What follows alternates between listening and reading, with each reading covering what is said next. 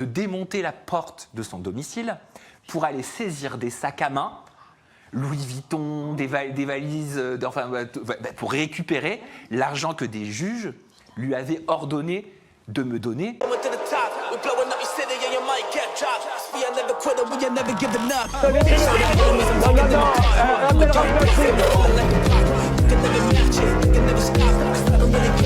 Vous fumez, monsieur? Le football, il a changé. Oui, peut-être. Ouais, c'est Laurent Delamousse, bienvenue aujourd'hui pour une nouvelle vidéo et j'espère que tout le monde va bien. Messieurs, dames, ça faisait un petit moment, on a dépensé de l'argent, maintenant faut en refaire. Et un petit peu beaucoup. Vous m'avez manqué, ça fait plaisir de vous retrouver même si c'est par écran interposé. Première vidéo de la semaine, vidéo actualité. Mais avant de partir pour cette nouvelle vidéo, c'est le moment de soutenir la chaîne et moi-même en mettant votre plus gros pouce bleu, votre meilleur commentaire. N'oubliez pas de s'abonner et d'activer la cloche pour ne pas rater les prochaines vidéos. On fait de même sur la chaîne principale, la chaîne Mousse, où demain vous avez une vidéo sur Jean-Marc Morandini. Demain je veux du soutien. Voilà, s'il vous plaît, en ce moment l'algorithme il me chie à la gueule. On me rejoint sur Instagram, sur TikTok, sur Twitch pour pas rater les lives du dimanche soir à 21h30. On va chercher à boire en mangeant ce malaise et moi je m'occupe du reste. Messieurs, dames, hier Sénégal-Maroc, le Sénégal a gagné la Coupe d'Afrique des Nations. On va pas en parler. Je sais que pour les Marocains c'est une blessure encore ouverte. En même temps, c'était il y a pas longtemps. Le foot, voilà, ça m'intéresse pas vraiment, mais on va parler d'une séquence qui a beaucoup fait réagir sur le plateau de CNews. Écoutez Richard Millet.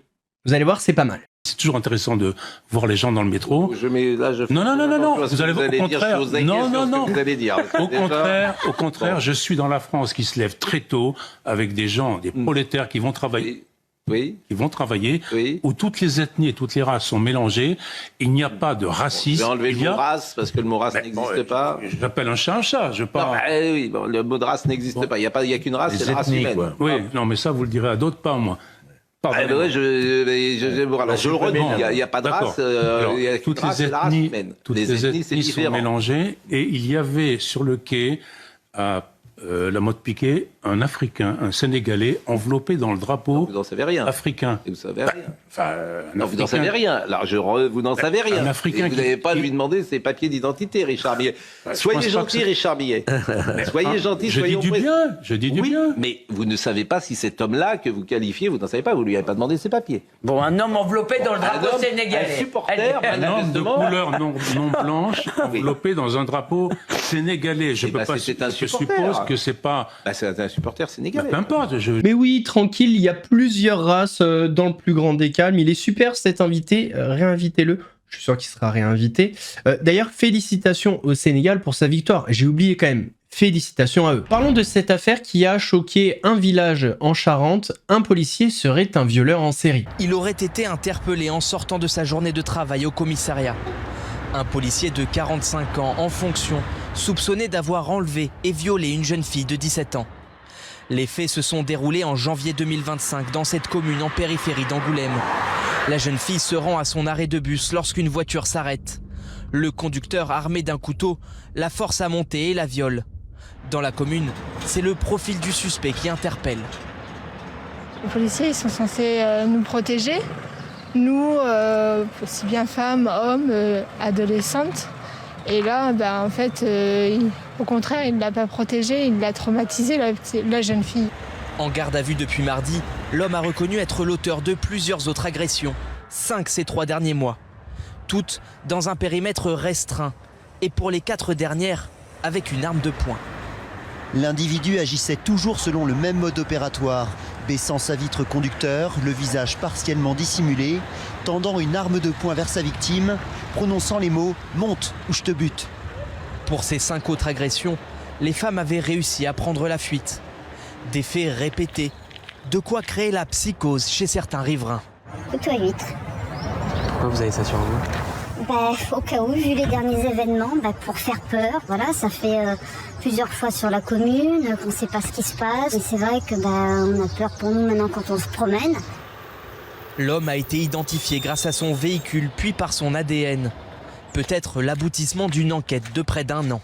On est très soulagés et puis moi je voudrais remercier d'ailleurs les enquêteurs, les gendarmes qui ont travaillé dessus. Une information judiciaire a été ouverte notamment pour tentative d'enlèvement, séquestration et viol avec arme. Le suspect devrait être placé en détention provisoire. On rappelle que les détraqués sexuels, vous pouvez les trouver dans toutes les professions. Il n'y a pas besoin de stigmatiser une profession en particulier. Il y a aussi un autre endroit où on peut en trouver, c'est à CNews. Et oui, la transition, elle est magnifique. Hein. On a parlé de CNews, on parle d'un détraqué sexuel, violeur. Et là, on arrive sur Jean-Marc Morandini. Avouez que c'est pas mal. Notez la transition en commentaire. Alors, bien évidemment, Jean-Marc Morandini n'est pas un violeur. Mais c'est un détraqué sexuel et il a été condamné pour ça définitivement. Alléluia. Quoique, nous, si on est condamné pour une affaire similaire, ce qui n'arrivera jamais parce qu'on n'est pas des gros porcs dégueulasses, des résidus de capote. Pardon, je m'emporte un petit peu, mais nous, si on est condamné, on va se prendre 5 ans ferme. Lui, il va avoir une nouvelle émission en prime time. CNews, c'est un monde à part. Hein. Alors, commencez pas, les mecs de droite, je sais pas quoi, à dire t'es un gauchiste et tout. Je m'en bats les couilles. Le mec, s'il était sur TMC, ça serait la même chose. Voilà, j'étais un des seuls, non, je crois même que j'ai été le seul à dénoncer Gérard Miller. Et tu peux pas faire plus à gauche. J'en ai rien à foutre de vos partis politiques, de vos prismes, de votre matrixage. Peu importe les je dénonce, voilà. Mais Jean-Marc Morandini, condamné, maintenu sur le plateau de CNews. Jean-Marc Morandini, c'est à vous. C'est à moi. Et oui, Jean-Marc Morandini est toujours à l'antenne de CNews, tous les jours, comme si de rien n'était. Pourtant, Morandini a définitivement été reconnu coupable ce mercredi 14 janvier par la Cour de cassation de corruption de mineurs. Pour rappel, Morandini est accusé d'avoir envoyé des messages de nature sexuelle à 3 adolescents entre 2009 et 2016. C'est une personne qui a demandé à plus de 40 reprises une photo nue à un mineur. Je sais pas ce qu'il faut de plus pour prendre des décisions. Il me dit qu'il y aura une scène, à ce moment-là, je devrais être à moitié en érection et savoir est-ce que je peux être en érection. Du coup, là, maintenant, tout de suite avec lui, à ce moment-là, j'ai senti qu'il était vraiment juste collé à moi et il m'a murmuré « Je peux t'aider si tu veux ». Je lui disais non, je lui disais pas cette fois-ci, vous allez avoir des problèmes avec la justice. Je lui disais bien que moi, ça allait être non.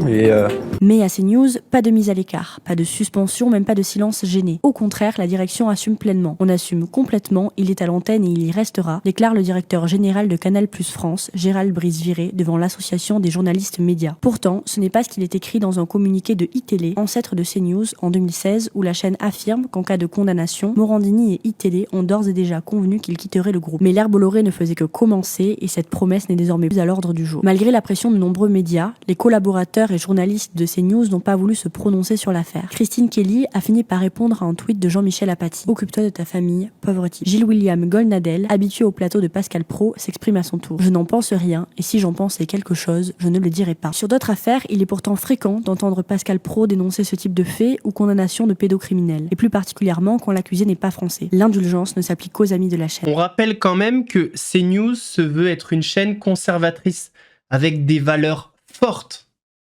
What? Et vous maintenez Jean-Marc Morandini. En fait, j'arrive pas à comprendre comment des personnes normalement constituées peuvent travailler au quotidien avec Jean-Marc Morandini après sa condamnation. Déjà, avant, je comprenais pas.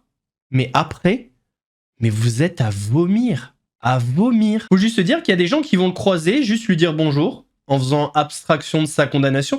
Et il y a des gens qui vont venir le voir en lui serrant la main et en lui disant « On te soutient, Jean-Marc ».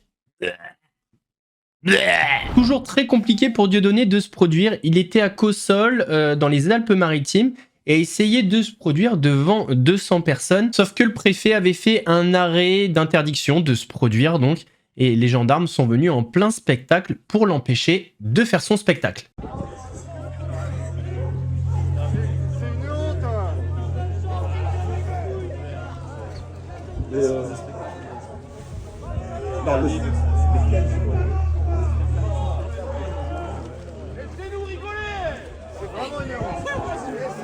Oh, la police de l'humour. Quelle vos merde.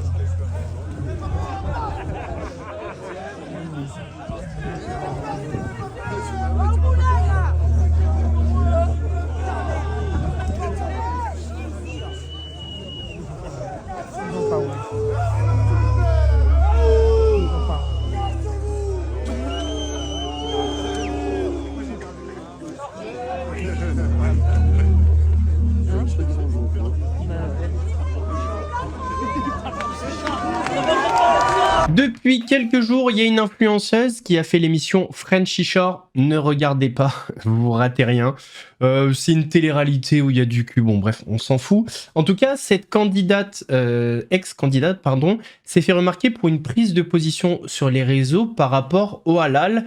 Ça a beaucoup fait polémique. Je vous laisse regarder la première prise de position. On verra ensuite sa réponse. Les guys, non mais est-ce que vous avez vu que là, à partir de la fin du mois, de ce mois-ci, donc on est en janvier 2026, à partir du 21 janvier, les KFC deviennent halal. What the fuck? Là, ça veut dire que les chrétiens, ou les juifs, ou les athées, ou n'importe qui juste ne désire pas manger de viande halal, ne peut plus manger à KFC. Mais pas juste à KFC, parce qu'il y avait Quick, ensuite il y a Five Guys. En fait, tous les fast-food en fait deviennent halal.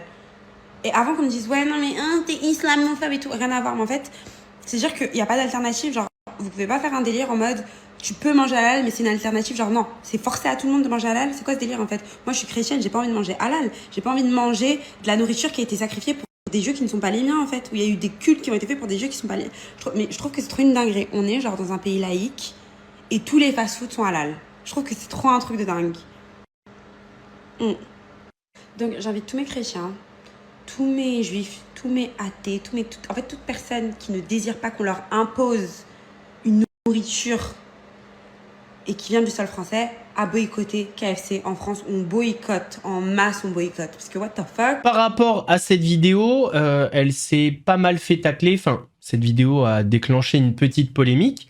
Elle y a répondu ces derniers jours. Voilà les guys, il y a quelques jours, j'ai fait un appel au boycott de KFC suite à leur annonce de passer 100% halal dans leur restaurant. Et depuis, j'ai reçu un nombre incalculable d'harcèlements, d'insultes, de menaces. Tout simplement parce qu'en France, qui est un pays laïque qui exerce la liberté d'expression, j'ai dit qu'en tant que chrétienne, je refusais de manger des viandes qui ont été sacrifiées pour les dieux qui ne sont pas les miens. Ce que j'aurais dû dire, c'est que même si j'étais pas chrétienne, les techniques rituelles d'abattage, d'égorger l'animal sans même l'étourdir, c'est barbare. Ce que j'aurais dû dire, c'est que je refuse de financer l'islam de près ou de loin, tout comme on ne demande pas à un catholique de financer les musulmans, ou on ne demande pas aux musulmans de financer les juifs. Et surtout, que ma religion me déconseille fortement de consommer des viandes qui ont été sacrifiées pour des idoles. Maintenant, si j'ai pas le choix, mais j'ai le choix, entre manger un bon burger d'une bonne brasserie et manger un méga giant halal. Maintenant, pour toutes les personnes qui se sont cachées derrière leur IP, il va falloir assumer, parce qu'aujourd'hui, je vais aller porter plainte pour harcèlement, pour diffamation et pour menace de mort. Parce que oui, je le prends extrêmement au sérieux. Ça va faire très bizarre à certains de voir les conséquences arriver. Ça va faire très bizarre à certains de se retrouver sur une liste de fichiers S parce que vous pensiez que vous pouviez sans conséquences. Non. Donc je réitère pour les personnes du fond qui n'ont pas entendu, on boycotte KFC. On boycotte KFC. Il faut arrêter d'avoir peur. Donc il faut que la peur elle change de camp. Faut qu'on devienne les conséquences.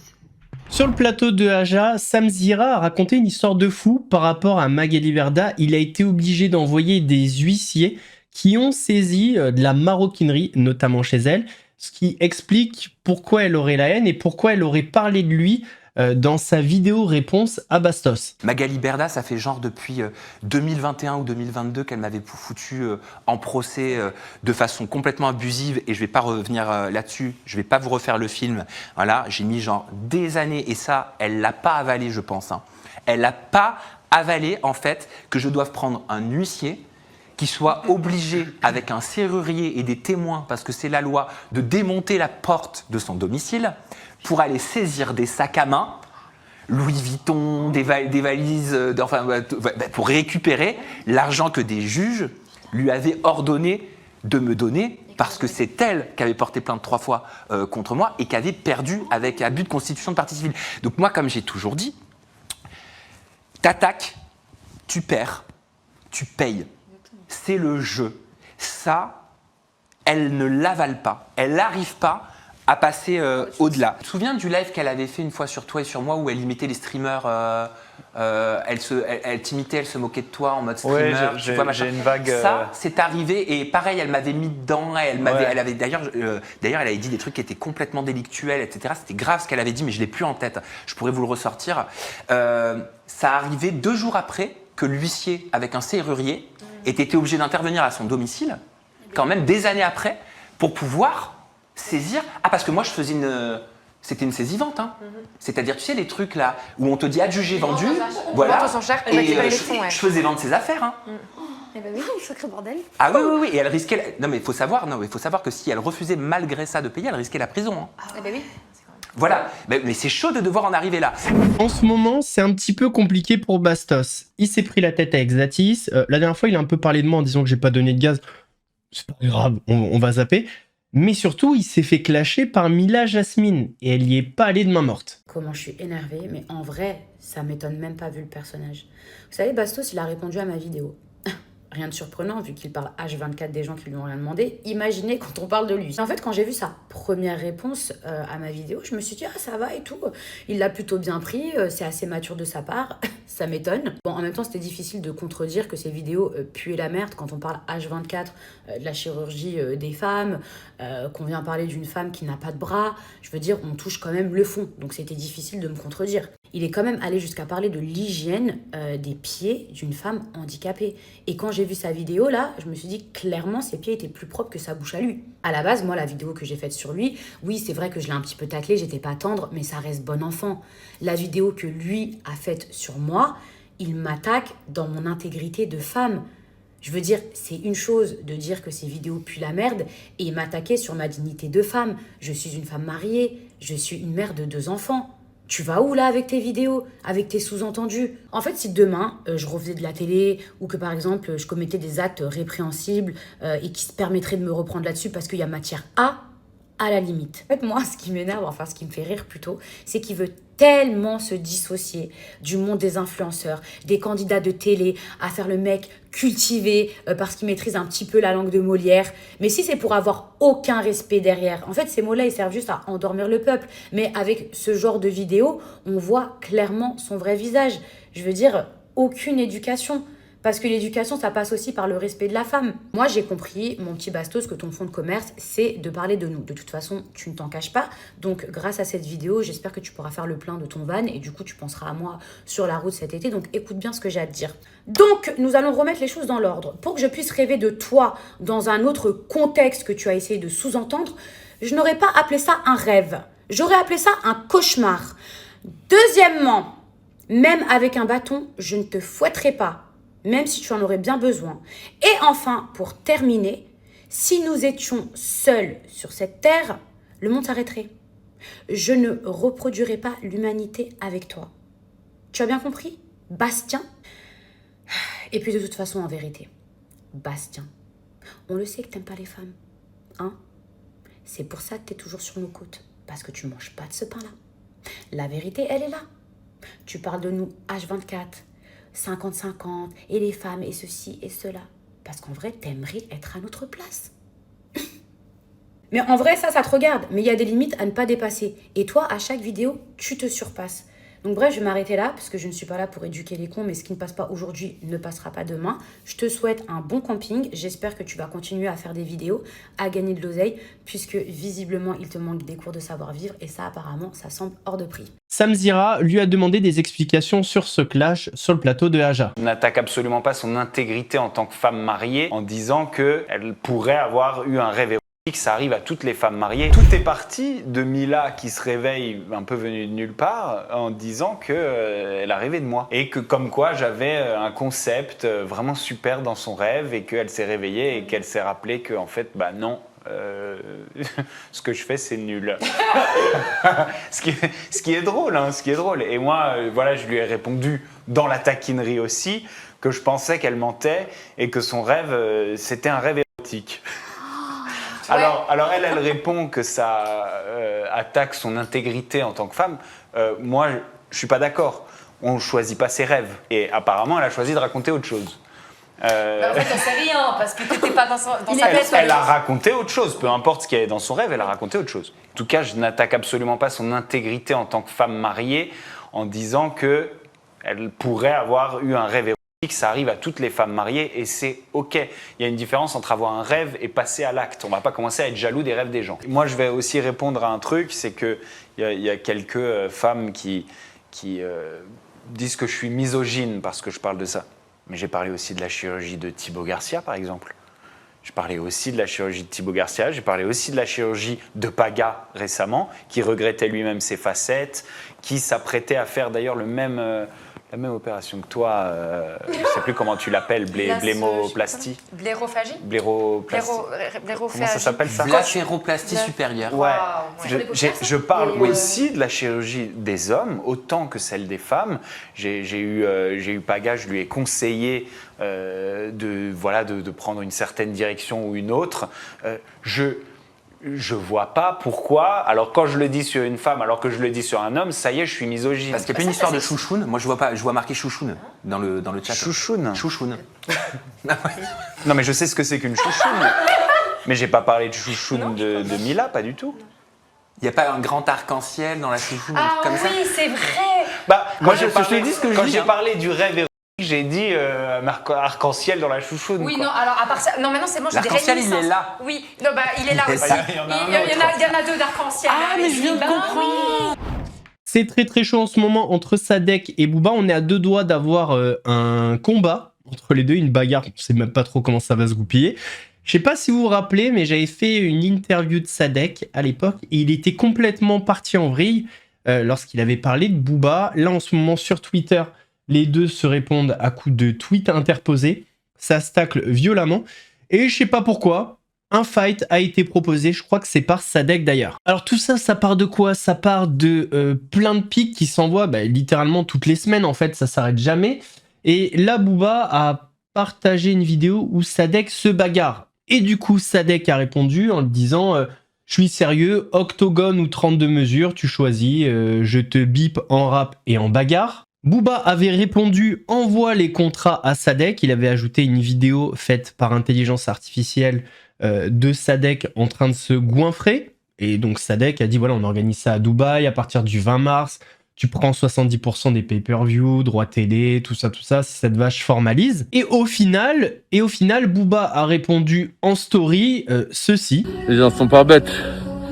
Il n'y a pas de combat, de quoi on parle? Moi, je m'entraîne à couler d'abord, sous l'eau. Et donc voici le tweet final. Cette bip de Booba a refusé le combat qu'il a lui-même proposé. Je suis mort de rire en même temps. Il a tout à perdre. Imagine, sur un malentendu, je glisse, je le mets KO. Il n'y a plus de carrière. Et lui, il est dépendant de la musique. C'est un esclave. Et il n'a pas forcément tort. Il n'a pas forcément tort, Sadek. Alors, pas surtout, pas l'insulte sur Booba, etc. Mais en fait, les rappeurs, ils ont tellement cette stricte crédibilité à protéger que faire un combat, ils le feront jamais. Sauf s'ils sont sûrs de gagner à 10 000%. Donc, en vrai de vrai, Sadek a pas tort. Booba a beaucoup trop à perdre s'il fait le combat. Messieurs, dames, on arrive à la fin de cette vidéo. J'espère qu'elle vous a plu. Si c'est le cas, votre plus gros pouce bleu, votre meilleur commentaire. On n'oublie pas de s'abonner et d'activer la cloche pour pas rater les prochaines vidéos. On fait de même sur la chaîne principale, la chaîne Mousse, où demain, vous avez une vidéo sur Jean-Marc Morandini. On va aller un petit peu plus loin dans les détails, on va reparler de cette affaire. On brûle sur Instagram, sur TikTok, sur Twitch pour pas rater les lives du dimanche soir à 21h30. Nous, on se donne rendez-vous mercredi pour une nouvelle vidéo action. En attendant, prenez soin de vous. Laurent de la Mousse vous salue.